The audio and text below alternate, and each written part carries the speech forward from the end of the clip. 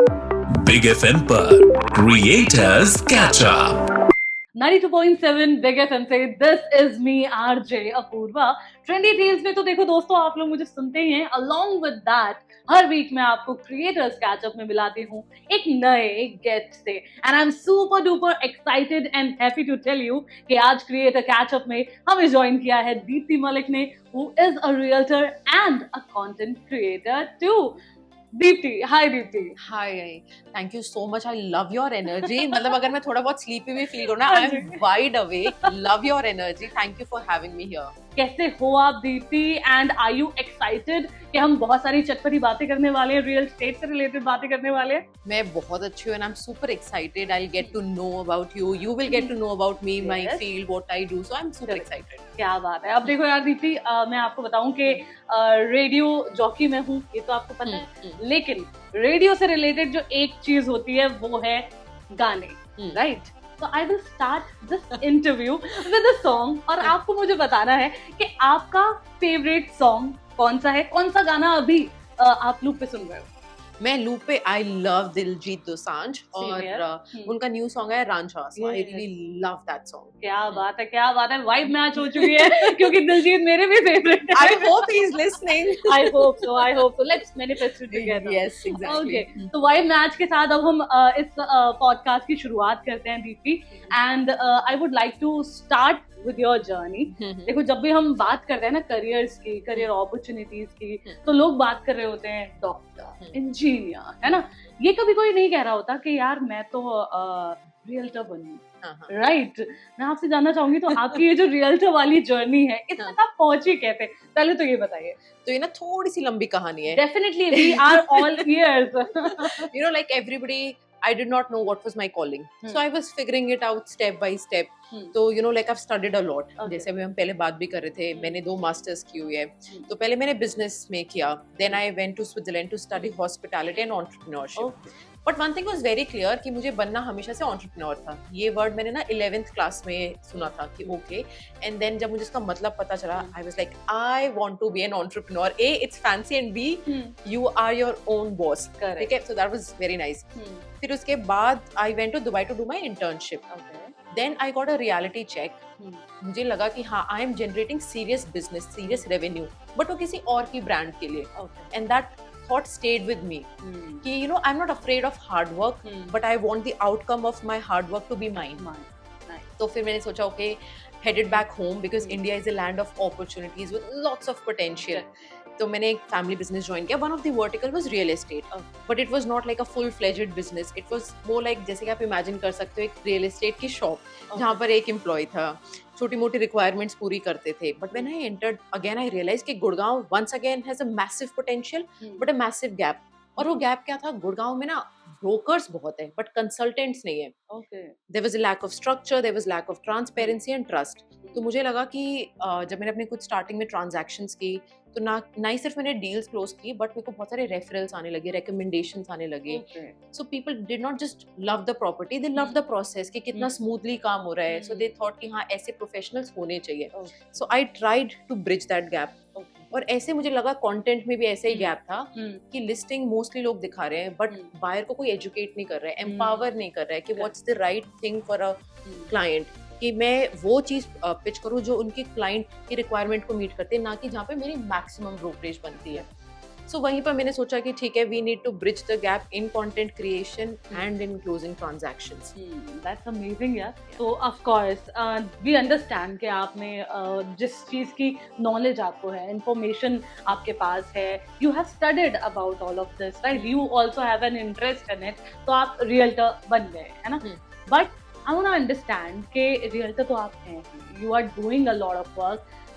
आपको ये जो थॉट है कि यार मैं कंटेंट क्रिएशन शुरू करूंगी and I will start making videos, ये कैसे आ रहा है कि यार मुझे ये शुरू कर देना चाहिए? I mean, पता है मैं बहुत बारी रिपीट कर चुकी हूँ, but I love this story. Why? Because you know, I became a content creator by accident. कहने का मतलब ये, मैंने डिसाइड नहीं किया था कि ओके, मेरी फील्ड में लोग वीडियो बना रहे हैं, मैं भी शुरू करती हूँ। 1-2 दिन से ना, मतलब 1-2 हफ्ते से रादर कोई ट्रांजैक्शन खास हो नहीं रही थी। I had lot of time, तो मैंने कहा कुछ तो करते हैं, लेट्स डू समथिंग डिफरेंट। तो मैंने सोचा मैं वीडियो बनाती हूँ because I love to read. तो मैं ना न्यूज़पेपर्स बहुत पढ़ती थी, रियल एस्टेट रिलेटेड न्यूज़ बहुत पढ़ती थी, और मैंने देखा nobody is talking about it. जैसे मेरे को न्यूज़ पढ़ना पसंद है, अपने आप को अपडेट रखना पसंद है, तो आई एम श्योर मार्केट में ऐसे बहुत सारे लोग होंगे, बायर्स, सेलर्स या ब्रोकर्स, जिनको ये इन्फॉर्मेशन चाहिए होगी, तो मैं क्यों नहीं दे सकती हूँ? Because it's boring to read, but कोई अगर बोल के बताएगा तो ज्यादा इंटरेस्टिंग होगा। तो मैंने ऐसे फ्रंट कैमरा ऑन किया, ग्लास था पीछे, वाटर ग्लास, और फ्रंट कैमरा ऑन किया, माइक वगैरह का तो कॉन्सेप्ट ही नहीं पता था, बोलती रही, बहुत टेक्स लिए, खुद से एडिट करके आई रिलीज्ड इट। तो 3-4 किया, कुछ रिस्पॉन्स था नहीं, बट 5th-6th वीडियो था, इट ब्लू अवे।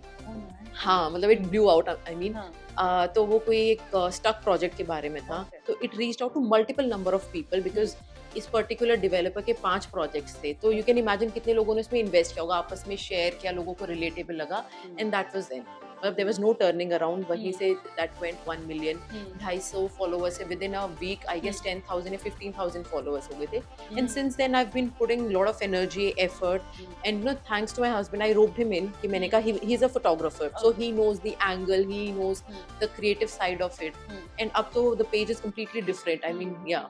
अरे दैट्स नाइस यार, मतलब जो एक हस्बैंड का आपको सपोर्ट मिला और आपकी जो इन्फॉर्मेशन, आपकी जो नॉलेज है, उनका जो मिक्स हुआ है और फिर जो हमें आउटकम मिला है, that is of course tremendous. And to be honest, मुझे ऐसा लगता है कि जब आप वीडियो देखते हो ना, तो आप, जैसा कि आपने बोला, कि आप इजीली समझ पाते हो चीजें, और हमें ना सोशल मीडिया पर ऐसे ही लोग चाहिए जो डिफिकल्ट सी चीजों को, कॉम्प्लिकेटेड सी चीजों को इजी सिंपलीफाई कर दे, सिंपलीफाई कर दे। तो मैं आपसे जानना चाहूंगी कि जब आपका ये पेज बढ़ना शुरू हो रहा था, क्या स्टार्टिंग में आपको ऐसे वो थोड़ी नर्वसनेस हुई थी कि यार ये अब बढ़ रहा है, अब मुझे दोनों चीजें मेंटेन करनी है?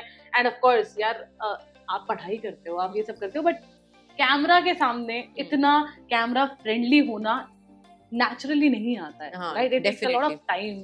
तो वो क्या प्रोसेस रहा? I mean, still it takes time. Still, sometimes you feel okay. Sometimes people are watching you. What will people think? You know, it's just that we're not conditioned in a way कि हाँ बेफिक्रे रहते नहीं. In each and every sphere of our life ना हम हमेशा ही सोचते हैं, अच्छा 4 लोग क्या सोचेंगे?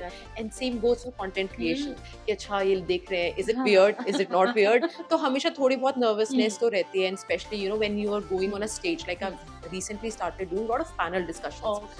तो उससे जाने से पहले कि nervousness is real, and you no real estate में ऐसा है कि it's a numbers game, it's a datas game. तो आप कुछ भी नहीं बोल के आ सकते हो, आप अपना ओपिनियन नहीं दे सकते हो कि हाँ इतने अपार्टमेंट बिक गए, इतना जो मन में आया। आपको फैक्ट बोलना पड़ेगा, आपको डेटा बोलना पड़ेगा, you have to make sense every single time. तो उस चीज के लिए था थोड़ा सा, you have to be prepared for that. Okay, तो कहीं ना कहीं नर्वसनेस है, बट आई बिलीव कि वो जो इन्फॉर्मेशन, नॉलेज आपके पास है, उसके थ्रू आप उसे कॉन्कर कर लेते हो। Because I am living it every day. देखो, एक होता है जो सिर्फ वीडियो क्रिएशन कर रहे हैं, कुछ प्रमोशन कर रहे हैं, I am living it every single day. मैं ग्राउंड पे हूँ, मैं ट्रांजैक्शंस कर रही हूँ, I am meeting my clients every day, मैं उनकी रिक्वायरमेंट समझ रही हूँ, अपनी टीम की रिक्वायरमेंट, प्रॉब्लम सब कुछ समझ रही हूँ। So it comes naturally to me. तो मुझे ऐसा नहीं है कि मुझे कुछ चीजें बनानी पड़ेगी या मुझे अपने आप को ट्रेन करना पड़ेगा। So that's how it is. Correct. और अब तो बहुत हजारों में दीप्ति के फॉलोअर्स हैं, एक फॉलोअर हम भी हैं, हम उन्हें फुल ऑन स्टॉक करते हैं। End of course I know कि आप रियल एस्टेट के बारे में बात करते हो, but as a girl, being a girl, I stalk you, when I stalk you, तो मैं एकदम ऐसे आपका अटायर भी देखती हूँ, नाइस, आई लाइक दिस। तो ओके, तो कंटेंट क्रिएशन आप कर रहे हो, है ना? अब मैं आपसे जानना चाहूंगी कि कौन से ऐसे क्वेश्चंस हैं जब आपने कंटेंट क्रिएशन करना शुरू करा कि आपके पास डीएम में आए कि ये हमारा एक सवाल है जो हम चाहेंगे उसका जवाब आप दें। Do you remember any such questions? तो सबसे ज्यादा क्वेश्चंस जो मुझे आते हैं, एक तो some people specially from females and obviously from both the genders also, कि उनको रियल एस्टेट स्टार्ट करना है, they are very enthusiastic about it, but they don't have the right guidance और मेंटोरशिप नहीं है उनके पास। तो if they can work with us, if they can not work with us, because since I work in a very boutique manner, कि मैं इतने लोगों को ही केटर कर सकती हूँ जितनों को मैं पर्सनली ध्यान दे सकूँ या मेरी चुनी हुई टीम ध्यान दे सके। I just don't want to hire anybody, और मतलब कि मैं हैंडल ही ना कर पाऊँ, एटलीस्ट फॉर नाउ। तो सबसे most frequently asked question is कि आपको हम ज्वाइन कर सकते हैं, अगर नहीं भी कर सकते तो प्लीज कुछ कोर्स स्टार्ट कर दो ताकि हमें कुछ सीखने को मिल जाए. Because if you take any field there are lot of courses available, there are lot of books available, but real estate ना अभी भी अनऑर्गेनाइज्ड है. इनफैक्ट हमारी फील्ड में एंटर करना, आप अगले दिन से ब्रोकर बन सकते हो, इनफैक्ट अभी से ब्रोकर बन सकते हो. आपको कोई क्वालिफिकेशन नहीं चाहिए, आपको कोई एग्जाम में प्रिपेयर नहीं करना है. The only thing that you need is RERA. और रेरा भी कई बार क्या होता है, आप किसी के साथ मिलके काम कर सकते हो. सो तो सबसे ज्यादा क्वेश्चन यही होते हैं. And second from the buyers हमेशा ये चाहते हैं कि हाँ उनको राइट गाइडेंस मिले, क्योंकि बहुत सारी मार्केट में क्या है, बड़ी बड़ी ऑर्गेनाइजेशंस हैं. So they run more on profit, more on transactions rather than relationship building. तो उनके यही क्वेश्चंस होते हैं कि हमने गलत इन्वेस्ट कर दिया है, मिस सेलिंग हुई है, तो अब हम कैसे कर सकते हैं. तो एक हम जब काम करते हैं तो दो तरीके के होते हैं. So one is fresh investment, कोई बिल्डिंग बन रही है अंडर कंस्ट्रक्शन, उसमें आप एंटर करो. और दूसरा रेडी टू मूव, राइट. तो अब हम इसीलिए ना रीसेल बहुत एक्टिव रखते हैं अपनी, क्योंकि अगर आपने कहीं इन्वेस्ट कर दिया और जिसने इन्वेस्ट किया वो कह देंगे हम रीसेल नहीं कराते, तो आप फंस गए.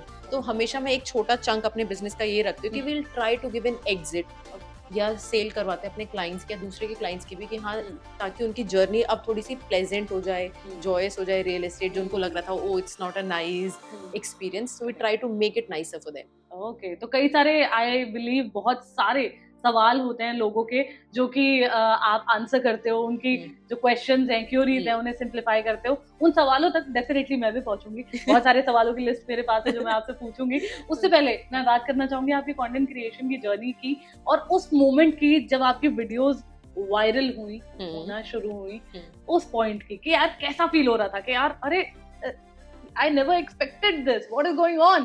I know. I mean, it was completely unbelievable. So I remember, I started getting a lot of calls. Generally, जब मैं काम कर रही थी तो मैंने रीसेल से स्टार्ट किया था, तो लिमिटेड क्लाइंटेल था, क्योंकि लीड जनरेशन हम करते नहीं थे. People generally get leads from Google ads, from listing platforms like 99, Magic Bricks and all that. तो ज़्यादा इतना नहीं होता था. But then my phone started ringing constantly. मेरा नंबर था. And then my husband called and Vinay was like, तो मैंने विनय को ऐसे मजाक में बोला, मैंने कहा do you have an appointment to speak to me? कहता है क्यों, क्या हो गया? मैंने कहा क्योंकि इतने फोन आ रहे हैं, I don't have the time only. और कुछ तो क्वेश्चंस ऐसे थे मुझे पता ही नहीं था, because it happened too soon. I'll tell you why. मेरे को 1 साल ही हुआ था रियल एस्टेट ज्वाइन करे हुए, तब मैंने अपना कंटेंट क्रिएशन स्टार्ट किया. तो 1 साल के एक्सपीरियंस में आप कितना ही गैदर कर लोगे. और बहुत सारे क्वेश्चंस के जवाब नहीं थे, तो मैं उनको बोलती थी I get back to you. I mean the feeling was amazing. And then the real pressure began कि अब कांस्टेंट रहना है, अब कंसिस्टेंट. पहले तो क्या था, परफॉर्म होती थी तो डाल दिया हफ्ते में, वो ना कुछ मोटिवेटिंग फैक्टर नहीं था. फिर तब क्या था कि और बेटर करना है, और बेटर करना है, because you have set an expectation, you have set a benchmark कि आपने ये डिलीवर किया है, तो उसको हमेशा हर टाइम मैच करना है. करेक्ट. तो क्या आपको अपने एक्सपीरियंस से मैं चाहूंगी आप जवाब दें, क्या आपको ऐसा लगता है कि कंटेंट क्रिएशन जो है वो बहुत सारे लोगों के लिए गेट्स, अपॉर्चुनिटीज ओपन करता है और उनको कई सारे मौके देता है कि यार जो भी आप काम कर रहे हैं उसमें आप एक्सेल कर सकते हैं अगर आप ऑफ कोर्स अच्छा काम करते हैं और अच्छा काम दिखाते हैं सोशल मीडिया पे. 100% मुझे लगता है content creation is the present and is the future. मतलब मुझे नहीं लगता 10 साल पहले कोई सोच सकता था, even for 5 years ago also somebody could think कि हाँ you can mint money from content creation, you can get leads. Apurva, you will be shocked to know like मुझे लीड्स ना ऑलमोस्ट सारी लीड्स हमारी इंस्टाग्राम से आती है. We have a team of 10 to 12 people. और हमारे पास क्लाइंट्स आते हैं 1 करोड़ वाले भी, 100 करोड़ वाले भी. और जो लेटेस्ट प्रॉपर्टी मेरे पास आई थी ऑलमोस्ट 2 months ago, मतलब the biggest ticket size was 1300 crore in central Delhi. तो हु वुड हैव थॉट कि इंस्टाग्राम से आप वीडियोस बना के आप ये कर सकते हो. The only thing you need to understand is कि content creation बस ऐसे randomly मत start करो. You need to have some strategy, some mission in mind कि कुछ value provide होना चाहिए उसमें. If somebody is watching you, what are they getting out of it? तो वो ना बहुत वैल्यू बेस्ड होनी चाहिए, एजुकेशनल होनी चाहिए, इन्फॉर्मेटिव होनी चाहिए. Even if you are into say lifestyle category also, if you speaking about clothes, what I feel is आप उसमें ना कुछ इन्फॉर्मेशन ऐड कर लो. For example what suits your body type, what colour is going on, what's the brand, उसकी history क्या है. क्योंकि लोगों को ना जानने का बहुत शौक है कि हाँ ठीक है मैंने आज कुछ ना नया सीखा. So content creation is the future and the present. और मुझे लगता है हर किसी को they should try their luck at it. It might really work in your favor and bring in a lot of money and a lot of leads and whatnot. That's amazing. That's a great answer, I would say. Okay, so now we will move on to those questions जो मुझे लगता है कि हमारी जनता जवाब चाहती है, जिनके बहुत सारे The Janata wants to know. exactly the Janata wants to know these answers. तो मैं सबसे पहले आपसे जानना चाहूंगी, what's that one myth about real estate that people still believe? Apoorva, I feel ना, लोगों को लगता है लैंड खरीदना इज इक्वल टू कब्जे का रिस्क ले लेना. हर किसी को, अगर लोगों को ना लैंड सबको खरीदने, क्योंकि लैंड में आप सबसे ज्यादा पैसे कमाते हो. और ना हमेशा हम बोलते हैं कि हाँ जमीन अपनी होनी चाहिए, जमीन अपनी होनी चाहिए, specially in the northern side of India, right. We come from agricultural background, landlord वाली मेंटालिटी, तो लैंड हमेशा सबको अच्छी लगती है, बट कब्जे का रिस्क हमेशा रह जाता है. बट बहुत से लोगों को ये नहीं पता कि लैंड खरीदने से कब्जा नहीं होता, पुअर डॉक्यूमेंटेशन से होता है. I will explain it how. जब आप कोई लैंड खरीदने जाते हो ना, आपको ये देखना चाहिए उस लैंड का क्लियर टाइटल है, कितने ओनर है, सारे ओनर सेम पेज पे हैं कि everybody is willing to sell it the property. फिर उसके जो पेपर्स हैं वो क्लियर हैं, सारे डॉक्यूमेंट्स हैं या नहीं. जो आपको जमीन दिखाई गई है मौके पे जाके देखो, मतलब फिजिकली गो देयर एंड सी कि क्या डायमेंशन है क्या नहीं है. ऑलरेडी तो कोई कब्जा नहीं करके बैठा है वहां पर, उसकी पूरी डायमेंशंस वगैरह सब कुछ वेरीफाई करो. फिर उसकी आप रजिस्ट्री कराओ टाइमली, एंड देन म्यूटेशन. लोग रजिस्ट्री करा लेते हैं, म्यूटेशन नहीं कराते. I tell you what it is.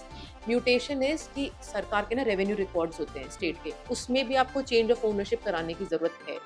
तो आप अपना काम A to Z सही से करेंगे ना, तो land is a very very in fact the best investment one could do. And you need to have a good right consultant जो कि आपको ये ज्ञान दे सके. क्योंकि गाइडेंस मुझे लगता है कि बहुत जरूरी है, और खास करके अगर आप इतना बड़ा डिसीजन ले रहे हैं तो गाइडेंस होना आई गेस बहुत. एग्जैक्टली. लैंड अपने आप में एक बहुत बड़ी कमिटमेंट है, और इसमें आप अपनी ऑलमोस्ट कई कबार आप पूरी लाइफ टाइम की सेविंग्स लगा देते हो, and if it gets wiped away तो आपकी रातों की नींद एग्जैक्टली. ओके, और सही गाइडेंस हमें ऑफ कोर्स आज आपसे मिल रही है. Okay, so we will move on to my next question. The next question is, for a first time buyer in 2026, what's the biggest mistake to avoid? So not only 26, I would say ये हमेशा के लिए relevant है, evergreen advice है. और ये मैंने advice में सिर्फ अपनी तरफ से नहीं दे रही हूँ, it comes from the experience. तो दो चीजें I would like to say कि never buy a property based only on the price, कि जो सबसे सस्ता है वो खरीद लिया. The cheapest option can not be the best option always. कई बार ये होता है कि सस्ती इसलिए है, क्या उसमें कुछ प्रॉब्लम है, स्ट्रक्चरल फ्लॉ है प्रॉपर्टी में, या ओनर ही नहीं बेचना चाहता है. कई बार को ओनर है एक, कई बार ऐसा होता है कि आप सेपरेटेड हो, you not on the same page. Seller की इंटेंशन बदल गई है, उन्होंने अपने जो टोकन अमाउंट दिया था, अर्नेस्ट अमाउंट दिया था, वो रख लिया, बाद में फ्लिप करके, बहुत सारी चीजें होती है. तो कभी भी सिर्फ प्राइस के बेसिस पे मत खरीदो.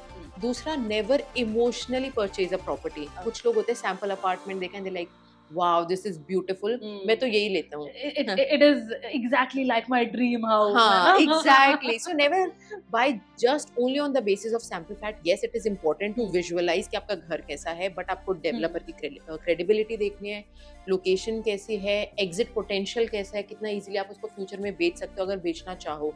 So I would like to say here, don't just buy the dream, buy the logic behind the dream.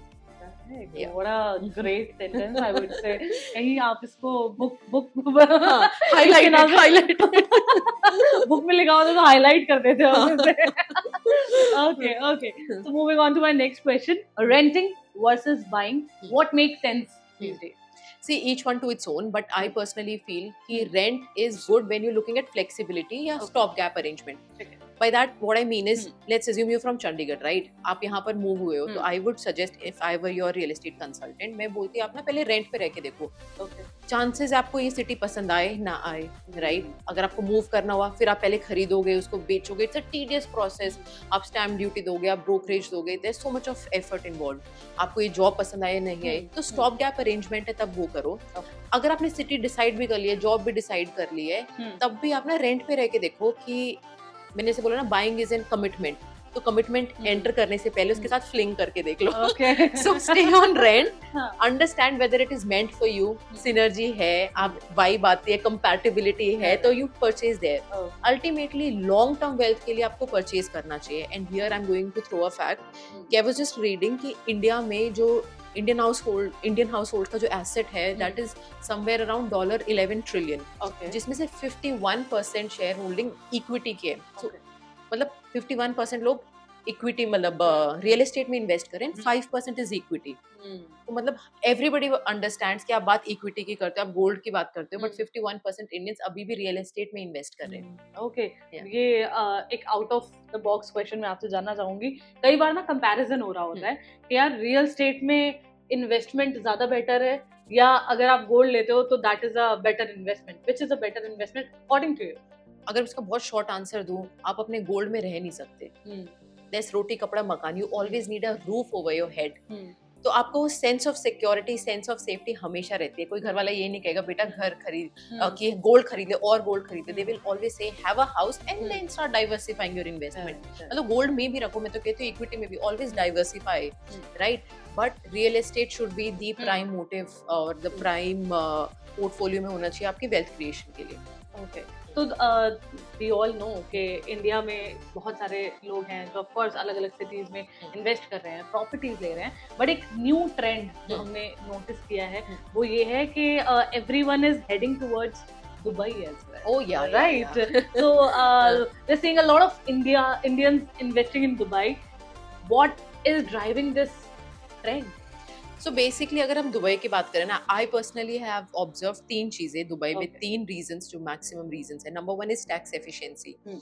Right, India में बहुत सारे टैक्सेस हैं और परसेंटेज बहुत हाई है। अगर सिर्फ हम इनकम टैक्स की बात करें, फॉर हाई अर्नर्स 30% आप टैक्स देते हो, जिसमें से 9% आपका सरचार्ज लग जाता है, 4% का सेस लग जाता है। सो यू इमेजिन, अगर हम प्रॉपर्टी की बात करते हैं, आप खरीदते हो प्रॉपर्टी तब आप रजिस्ट्रेशन चार्जेस देते हो, जिसको स्टैम्प ड्यूटी बोलते हैं। जब आप प्रॉपर्टी में रहते हो, हर साल आप प्रॉपर्टी टैक्स देते हो, रेकरिंग प्रॉपर्टी टैक्स। जब आप उससे रेंट भी कमाते हो, उस पे भी टैक्स लगता है। जब आप बेचते हो तो उस पे कैपिटल गेन्स टैक्स लगता है। Now cut to Dubai. Dubai में आपका 4% का DLD लगता है, दुबई लैंड डिपार्टमेंट लेता है आपसे, जिससे रजिस्ट्रेशन कॉस्ट। वो इंडिया से कंपेयर करोगे तो कम है। जैसे हरियाणा की बात करें, जब आप प्रॉपर्टी खरीदते हो तो वो 5%, 6%, 7% है। 5% अगर फीमेल खरीद रही है, obviously because they want to incentivise female ownership. 6% for mixed and 7% for male. वहाँ पे स्टैंडर्ड 4% है। आप बेचोगे तो कोई टैक्स नहीं लगेगा, आप रहोगे तो कोई प्रॉपर्टी, मतलब so you saving lot of taxes. Second reason if you see is global lifestyle with familiarity. मतलब ग्लोबल लाइफस्टाइल आपको बहुत सारी डेस्टिनेशंस दे सकती है। It could be any western countries, it could be Australia, New Zealand, but वहाँ पे familiarity नहीं है। कहने का मतलब अगर आप UAE की बात करोगे ना, हर तीसरा बंदा इंडियन है, तो आपको लगेगा नहीं कि आप इंडिया से बाहर हो, आप एक बेटर इंडिया में हो, if I can say. And some people also say Dubai is the 29th state of India, क्योंकि वहाँ जाके लगता ही नहीं कि आप अच्छा। हाँ, और इंडिया के साथ ना एक और चीज है, आपने DLF कैमेलियाज का नाम हमेशा सुना होगा, राइट? तो जब आप अपनी लाइफ में कुछ अच्छा करते हो, आप स्टैंडर्ड ऑफ लिविंग बढ़ा लेते हो, but quality of life would remain the same. Meaning आप बाहर निकलोगे वही पोल्यूटेड एयर लोगे, सड़क में वही ट्रैफिक में फंसोगे, मॉनसून में उसी में तैर के जाओगे, so your quality of life remain stagnant. तो Dubai is the right answer for it. और तीसरा मेजर रीजन जो मुझे लगता है कि टैक्स भी आपने बचा लिया, आपने अपनी लिविंग स्टैंडर्ड भी इम्प्रूव कर लिया, फिर आपके साथ ना एक होता है रेंटल यील्ड की हम बात करते हैं। रेंटल यील्ड इज कि आप अपनी प्रॉपर्टी में, आई एम श्योर आपके लिए बहुत टेक्निकल हो रहा होगा, वही मैं समझने पूछने वाली थी कि what is rental what yield या what is that. So basically जब आप कोई प्रॉपर्टी खरीदते हो तो उस प्रॉपर्टी से आप रेंट पे चढ़ा देते हो, तो उससे जो रेंट आता है डिवाइडेड बाय आपने जितने में खरीदी थी।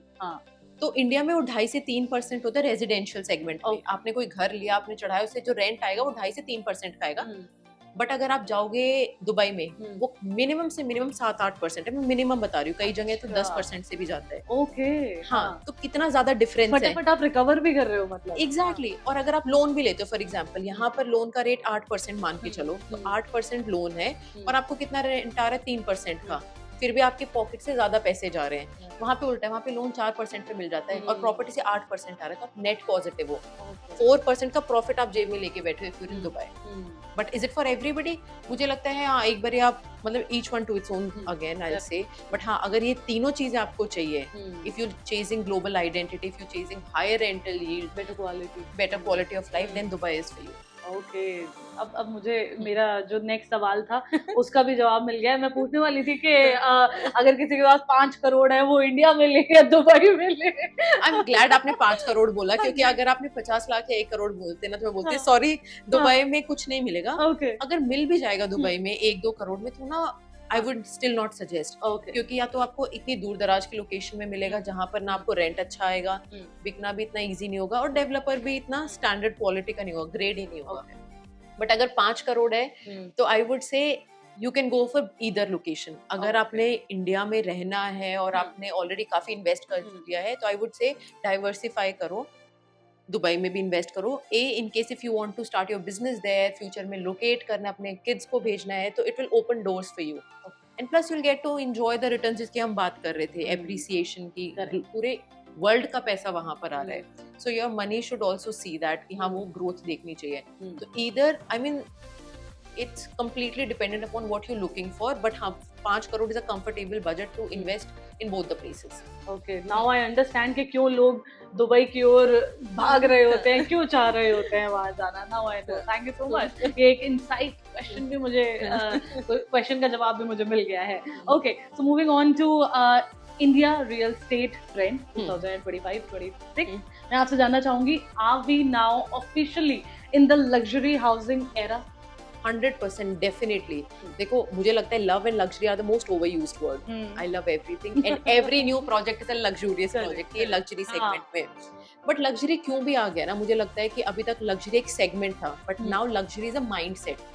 वो कैसे, अगर किसी को 3 करोड़ का घर चाहिए तो उसको भी लग्जरी चाहिए, किसी को 10 करोड़ का चाहिए उसका भी लग्जरी चाहिए। Luxury could mean different things to different kind of people. जो 3 करोड़ वाला ले रहा है उसको चाहिए कि हाँ ग्रीन एरिया थोड़ा ज्यादा हो, मेरे बच्चों के लिए खेलने की जगह हो, but for a 10 crore he would want कि हाँ उसके उसमें सोसाइटी में गोल्फ हो, बेस्ट ऑफ कॉन्सियर्ज सर्विसेज हो, they should have the best Michelin star alike restaurants. तो उनके लिए अलग लग्जरी होगी, because the kind of people that there inviting and hosting, उनको वो सब चीजें देखनी है। They need that kind of address, status symbol, they want that kind of neighbours. तो हर किसी के लिए लग्जरी अलग है, और हर मुझे लग रहा है luxury is going to boom big time, क्योंकि लोगों को ना घर खरीदना है, और वो कई बार होता है लोग सिर्फ एक बार ही खरीद पाते हैं, तो उनको लगता है लेट्स गो ऑल इन, चाहे वो लेवरेज फैसिलिटी ले लो, फाइनेंसिंग फैसिलिटी, या पूरी फैमिली मिलके ले लो, बट अच्छी चीज ले लो। हम जब भी रियल स्टेट की बात होती है, हम बात कर रहे थे लग्जरी हाउस लिविंग की बात होती है, तो ना आजकल हमारी सिटी की अगर बात करें तो बात आ रही होती है Gurgaon. Everyone talks about Gurgaon when we are talking about real estate, right? मैं आपसे जानना चाहूंगी कि कौन सी ऐसी सिटी है जो फ्यूचर का गुड़गांव बन सकती है?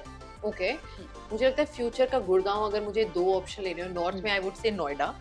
ठीक है, कितने समय में बनेगी that only time will tell, but Noida has lot of potential and it has been attracting lot of serious investment. Japan, Singapore बहुत बुलिश है नोएडा की ग्रोथ स्टोरी पे, and they have invested almost 1.5 lakh crore, और उनके पास इंटेंट है 2.5 लाख करोड़ का। और स्पेशली अगर मैं नोएडा की बात करूँ तो नोएडा, ग्रेटर नोएडा एक्सप्रेसवे पे most of the nicest projects are coming, grade A developers are coming, right? और मुझे लग रहा था नोएडा को ना अभी तक उसका ड्यू क्रेडिट नहीं मिल रहा था। अगर मैं इंफ्रास्ट्रक्चर की बात करूँ तो फिजिकल इंफ्रास्ट्रक्चर नोएडा में बेटर है देन गुड़गांव। हाँ, तो स्लोली आई थिंक जिस तरीके के डेवलपर आ रहे हैं, जिस तरीके की फॉरेन इन्वेस्टमेंट आ रही है, जैसे कि वहाँ का गवर्नमेंट अथॉरिटीज अभी functioning, they are taking Noida very seriously, तो Noida will be becoming the next growth engine. और दूसरी मैं बात करूँ साउथ में तो हैदराबाद। हैदराबाद की बात करूँ तो वो IT driven GCC global capability centres, मतलब over the past 2 years 200 capability GCC centres India में आए हैं, जिसमें से 41% have chosen Hyderabad as their location. और बैंगलोर और हैदराबाद को अगर मिला के बात करूँ तो they contribute 50% of the leasing, tech leasing. तो हैदराबाद में जब खुद भी गई थी तो मुझे लगा that place has the right setup जहाँ पर global companies can come, because the ecosystem is very strong, government push भी बहुत कर रही है, infrastructure पे भी spend कर रही है, so Hyderabad would definitely be my answer.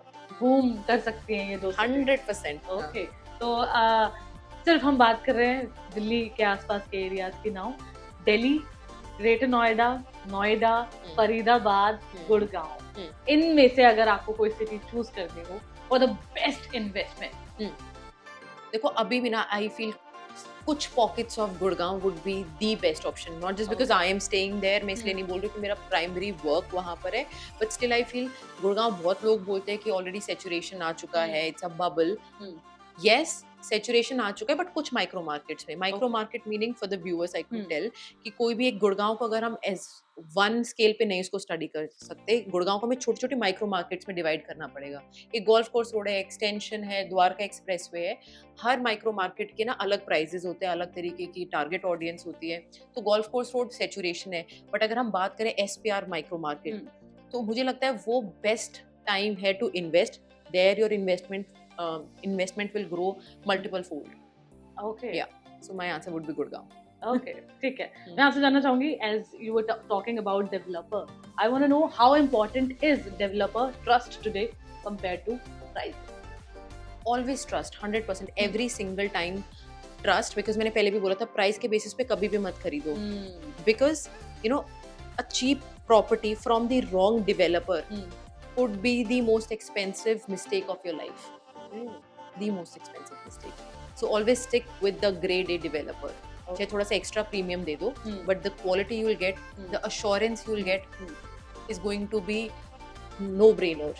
Trust I guess सबसे ज़्यादा important. सबसे important, आप आराम से सो पाओगे, आपको पता है टाइमली डिलीवरी मिलेगी, आपको बेस्ट क्वालिटी मिलेगी। ये नहीं है कि स्ट्रक्चर बना के खड़ा कर दिया सस्ते में, बट हर दिन उसमें सीपेज आ रही है, कुछ स्ट्रक्चरल फ्लॉज है, तो वो लॉन्ग टर्म में बहुत महंगी पड़ेगी आपको। So ma'am, when we talk about investment, we have to talk about event economy as well, right?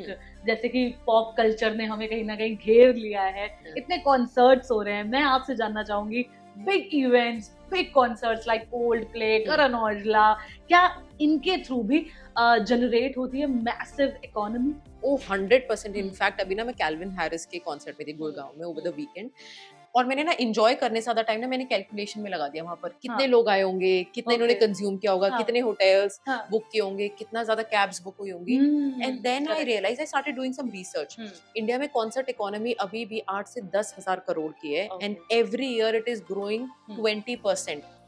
So you imagine. और मैंने एक और चीज रियलाइज करी, जब सिटी में किसी भी सिटी में लेट्स अज्यूम कॉन्सर्ट होता है, तो over a weekend 100 to 300 crore का बिजनेस जनरेट होता है। Exactly, cabs, transportation, Airbnbs. और आप ये सोचोगे कि अच्छा ठीक है, आसपास के लोग ही सुनने आ रहे तो उनको क्यों चाहिए, बट समटाइम्स लेट्स अज्यूम अगर आप नॉर्थ में रहते हो, गुड़गांव के अलावा और कहाँ कॉन्सर्ट होते हैं, दिल्ली एनसीआर के अलावा, you don't hear it happening in Bathinda और पानीपत, राइट? तो वो सिटी की ब्रांड वैल्यू भी बढ़ा देता है लॉन्ग टर्म में। So it definitely gives a big boost to the economy. Okay, मैं आपसे ये जानना चाहूंगी, do you see event cities or lifestyle hubs becoming real estate hubs, hot spots? Definitely because अगर आप देखोगे, अगर हम लाइफस्टाइल हॉटस्पॉट्स की बात करें, हम एरो सिटी में बैठे, this is one of the most important and iconic lifestyle hotspot. Gurgaon की बात करें, साइबर हब है, वर्ल्ड मार्क वहां भी बन चुका है, और इनके आसपास ही रियल एस्टेट के प्राइसेस सबसे ज्यादा होंगे, because it is giving you proximity to your office space, walk to work culture है, ठीक है, टारगेट ऑडियंस बहुत स्ट्रॉन्ग है, यहाँ पर खाने पीने के ऑप्शंस हैं। और अब गुड़गांव में तो एक ट्रेंड बहुत ज्यादा उभर के बाहर आ रहा है, वो है मिक्स्ड यूज। मिक्स्ड यूज का मतलब आपका घर ऊपर है, ऑफिस नीचे है, रिटेल स्पेस नीचे है, तो अपने आप में आपका घर ही एक हॉटस्पॉट बन चुका है। So basically you are walking down to your cafe, to your gym, to your work place, तो अपने आप में एक सैंक्चुरी बन चुके हैं जिसमें आप एक self contained ecosystem, you know it's very generally said कि people today are not looking for homes only, they are looking for self contained ecosystem, कि आपको बाहर जाने की जरूरत ही ना पड़े। और जिस हिसाब की हमारी सिटी है, जहाँ पे हमें 1-2 घंटा ट्रैवल करने में ही बताना होता है, इट्स अ नाइटमेयर। करेक्ट। मैं तो अभी नया ही इस रोड पर सिटी इस रोड पर निकल पड़ी हूँ। ओके, तो मैं आपसे पूछना चाहूंगी ऑफ कोर्स कि क्या फिर ऐसी जो सिटीज हैं जहाँ पर इवेंट सिटीज आप कह लीजिए, लाइफस्टाइल गुड सिटीज, इनमें इन्वेस्ट करना इज द बेस्ट थिंग? 100%। देखो, देयर आर टू थिंग्स। पहली बात तो सिटी में तो ऑब्वियसली उसी सिटी में इवेंट होंगे जो ऑलरेडी ग्रोइंग सिटी है। जैसे मैंने कहा कि गुड़गांव है, नोएडा है, या अगर हम साउथ बात करें बॉम्बे है, दूर दराज लोकेशन में, रिमोट लोकेशंस पे, या जो इतनी एंटरप्राइजिंग सिटीज नहीं होती, वहाँ पर ऑलरेडी कुछ होता नहीं वैसे ज़्यादा इवेंट्स वगैरह, तो उन्हीं जगह पे होता है। But being very close to the event space should not be a right choice. Because अगर हम बात करें बुध इंटरनेशनल सर्किट की नोएडा में, वो कभी चला था, अब नहीं चला है, कितनी बार इवेंट होंगे, कितने फ्रीक्वेंटली होंगे, तो that would not be the ideal option कि बिल्कुल उसके पास आपको घर चाहिए। बट हाँ, as a city long term में वो ब्रांड वैल्यू जरूर बढ़ाता है सिटी की। So that city as an investment spot is a great option. Okay, so as we all know, Deepti, today's buyers wants lifestyle, not just a home, right? Yes. So मैं आपसे जानना चाहूंगी, how has the projects has changed Okay. according to that? In terms of amenities, you know, हम हर दिन नए project के बारे में पढ़ते हैं Correct. और I मुझे agree. लगता है अगर आप गुड़गांव में कोई प्रोजेक्ट लेकर आ रहे हो और आपका क्लब हाउस 1 लाख स्क्वायर फुट से नीचे का है तो you are not eligible to launch a project in Gurgaon because people have been spoiled for options and choices. जैसे मैंने भी बताया ना कि आपको सब कुछ इतने कन्वीनियंटली चाहिए बिकॉज आपको ट्रैफिक में नहीं फंसना, be life is all about convenience. People don't have any patience. Scroll करना है, स्किप करना है, स्किप द जैम, है ना, इजी लाइफ. और ये जरूरत भी है क्योंकि अभी तक दिल्ली में हो क्या रहा था, आपका जिम खाना क्लब दूर है, गाड़ी उठानी है, लेके जाना है. For your kids also it's a good solution. आप बेफिक्रे होकर because it's a secured society, तो बच्चे भी अपना engage कर सकते हैं. Okay, तो मैं आपसे जानना चाहूंगी क्या amenities like wellness spaces, gyms and communities are a deal breaker these days? 100%. कि अगर आप देखोगे ना evolution, I don't know how well aware you are with Dwarka और गुड़गांव. द्वारका में जैसे आप देखोगे पहले लोग घरों में रहते थे, फिर लोग हाई राइज में चले गए, टावर्स में. बट आप द्वारका की कोई सोसाइटी देखो या CGHS हम उनको बोलते हैं, उसमें सिर्फ आपका अपार्टमेंट है, लॉबी है, गार्ड है, उसमें कोई क्लब हाउस नहीं है. तो धीरे धीरे हम ऐसे कॉन्डोमिनियम्स में आए जहाँ पर क्लब हाउस होता था छोटे लेवल पे. फिर हमने इतने बड़े हाई राइजेस आ गए जहाँ पर 1 लाख 1.5 लाख स्क्वायर फीट का क्लब हाउस है. पहले क्या होता था, हमें अगर पूल देखना है, अच्छे जिम में जाना है, अच्छा स्पा सोना लेना है तो आप रिजॉर्ट्स में जाते थे, होटल्स में. अब वो होटल स्टाइल लिविंग या रिजॉर्ट स्टाइल लिविंग आपके घर में आ गई है. और अब क्या हो चुका है, अब तो वेलनेस वाली भी आ गई है. गुड़गांव में ऐसे प्रोजेक्ट है, त्रिहान आइरिस बाय उमारा का प्रोजेक्ट है. तो उसमें तो आपकी सारी wellness, cryotherapy, red light therapy, मतलब सी बॉट थेरेपी, इतनी सारी चीजें. तो evolution has been beautiful. Single house, then CGHS, then hotel inspired living, resort style living, Okay. And now wellness inspired living. क्या बात है. क्या आपको ऐसा लगता है कि वर्क फ्रॉम होम की वजह से भी जो क्वालिटी है ऑफ ये जो हमारी सोसाइटीज होती हैं वो बड़ी होंगी? बिल्कुल बिल्कुल. You know now people are looking for better layout, bigger homes, and कि वो ना और इस तरीके से डिजाइन होना चाहिए कि वो घर बैठ के काम करना चाहे. तो अब जनरली आप देखोगे पहले होता था 3 बेडरूम, अब होता है 3 बेडरूम प्लस स्टडी. वो स्टडी इसीलिए ऐड हुआ है ताकि उसको आप एज अ हाइब्रिड मॉडल में अपने ऑफिस की तरह भी काम कर सको. Your kid can also use it. अगर कई बार स्कूल भी एक बार ऐसे हो जाता है कि हाँ you don't have to come to the school, it is remote learning. तो इसी तरीके से आपके क्लब हाउस में भी इनफैक्ट ऐसी एमिनिटीज आ चुकी है, बिजनेस सेंटर्स हैं, ताकि that actually enables you to work from home. मैं आपसे जानना चाहूंगी Deepti, if someone wants to invest purely for returns, Okay. where should they look? Okay. So there is no fixed formula to it. Okay. But अगर आपको purely investment चाहिए, ये नहीं सोचना कि मुझे रहना है नहीं रहना, बस investment है, तो एक तो होते हैं growth corridors, जैसे आपके एक्सप्रेसवेज है. जैसे मैंने अभी बताया था, ग्रेटर नोएडा एक्सप्रेसवे है, दिल्ली मुंबई एक्सप्रेसवे है, एंड आई एम श्योर आपकी सिटी में भी ऐसे, I mean there are multiple. If you are staying in south then look for your growth corridors कि कहाँ पर गवर्नमेंट ज्यादा इन्वेस्ट कर रही है, बिकॉज ऑब्वियसली वहाँ पर हमेशा आपको ज्यादा अपॉर्चुनिटीज मिलेंगी टू मल्टीप्लाई योर वेल्थ. दूसरा है प्री इंफ्रा जोन्स. प्री क्यों? क्योंकि अगर सपोज करो यहाँ पे कोई इंफ्रास्ट्रक्चर प्रोजेक्ट आने वाला है, जब एरो सिटी नहीं आया था, बट जब ये उन्होंने अनाउंस कर दिया था कि एरो सिटी आएगा, तो वो बेस्ट टाइम था इन्वेस्ट करने का. क्योंकि जितने माइलस्टोन आते जाएंगे उतना टाइम आपकी प्रॉपर्टी को ग्रो करने का मिलेगा. पहले अनाउंस हुआ, फिर एक वर्ल्ड मार्क बना, फिर दूसरा बना, तो इतने माइलस्टोन्स बन गए, उसको इनॉग्रेशन किया, जितनी बड़ी कंपनीज आती जाएंगे तो मल्टीपल आपको ऑप्शंस मिलेंगे अपनी प्रॉपर्टी को ग्रो करने के लिए. और तीसरा है, अगर कोई बहुत अच्छा डेवलपर कोई प्रोजेक्ट लेकर आ रहा है तो पूरी मार्केट का फायदा करके चला जाता है. सो फॉर एग्जाम्पल, अगर यहाँ पर लेट्स अज्यूम दिल्ली में, साउथ दिल्ली में, कहीं बसंत विहार में, जहाँ भी लैंड अलाउ करती है, अगर वहाँ पर DLF आ रहा है या सेंट्रल पार्क आ रहा है या कोई भी ग्रेड ए डेवलपर ओबरॉय आ रहा है, तो आंख बंद करके इन्वेस्ट कर लो. बिकॉज जब वो आएगा तो आसपास का इकोसिस्टम चेंज करेगा, अपने साथ बहुत अच्छी टारगेट ऑडियंस लेके आएगा, और उसका फल सबको मिलेगा आसपास वालों. ठीक है. क्या आपको ऐसा लगता है कि इंडिया में कभी भी रियल स्टेट प्राइसेस जो हैं कभी गिरेंगी? देखो, प्राइसेस गिरेंगे बट ड्रास्टिकली नहीं गिरेंगे. प्राइस करेक्शन जरूर होते हैं.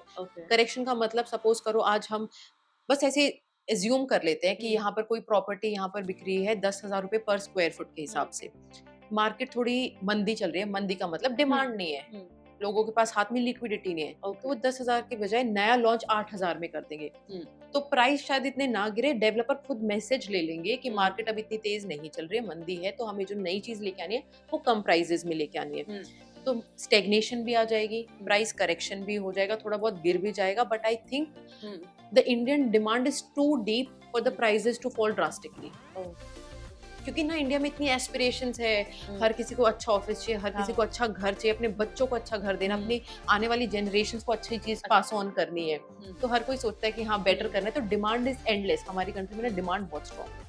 ओके, तो लगता नहीं है कि ज्यादा कुछ फॉल आने वाला है। एग्जैक्टली, कुछ पॉकेट्स हो सकती हाँ है जी। जहाँ पर ये लगेगा कि हाँ कुछ पर्टिकुलर प्रोजेक्ट खराब निकल सकता कुछ है, सिटीज हो सकते हैं कि यहाँ अब बस हाँ उसमें कुछ किसी और- पॉकेट्स हो सकते हैं, किसी हाँ। डेवलपर ने प्रोजेक्ट बना के छोड़ दिया, पूरा ही नहीं किया, हाँ, वहाँ तो प्राइसेस गिरेंगे क्या, वो तो आपकी Correct. वैल्यू जीरो आगे जब तक उस पर कोई नेक्स्ट सुनवाई नहीं होती, कोई और डेवलपर आके उसको नहीं रेस्क्यू करता है।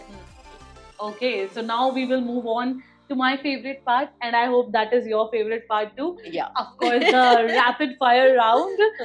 Is it your favorite? Yes, because you know, if you see, if you stalk my Instagram, हाँ जी। this is my favorite format also. I do it with a lot of developers and then Correct. industry leaders, Yes, because you know yes. that time you get to know about the real side of that person. हाँ. क्योंकि हर किसी को पता है कि अच्छा ये बंदा ये है, बट उसकी हाँ. choices Choice क्या है? कि यहाँ शाहरुख है या सलमान है? या फिर तीसरा ही ऑप्शन या कोई और सही है कि नहीं, दोनों ही नहीं पसंद मुझे तो। ओके, तो अब हम सब दूध का दूध, पानी का पानी का कर लेंगे, ठीक है? ओके, आपको मुझे बताना है, सॉरी, आपको चूज करना है गुड़गांव और Dubai. I would say Gurgaon for growth and Dubai for global exposure. तो लॉन्ग टर्म में मुझे पर्सनली लगता है कि I guess I would go in for Dubai, because I want to have a better quality of life. Okay, rent और EMI? 100% EMI, because rent ultimately है तो खर्चा ही, rent is an expense and EMI is a forced discipline. EMI आपके ना monthly है, जो कि आपके एक एसेट क्रिएशन में हेल्प करती है। करेक्ट। ओके, लग्जरी अपार्टमेंट और farm house? Luxury apartments any day, okay, या गुड हाँ। लिक्विडिटी, कभी भी आप बेच सकते हो, ठीक है। जल्दी बिकता है क्योंकि उसकी डिमांड ज्यादा है, एमिनिटीज ज्यादा है, so luxury apartment. Okay, buy now और wait for 2 years? Buy now, definitely, because you know people wait for the right time, but smart buyers and investors, they create the right time. ओहो, क्या बात है, फिर वही book वाली बात आ गई फिर। Okay, this is not a rapid fire question, बस just a question, one overrated trend in real estate? I feel blindly buying branded residences without realizing कि वो आपको क्या वैल्यू देके जा रहे हैं, just because वो एक ब्रांड का है, आप उसमें इन्वेस्ट करो। No, does it speak to you, does it meet your requirement, ये चेक पॉइंट्स आपको हमेशा चेक करने चाहिए।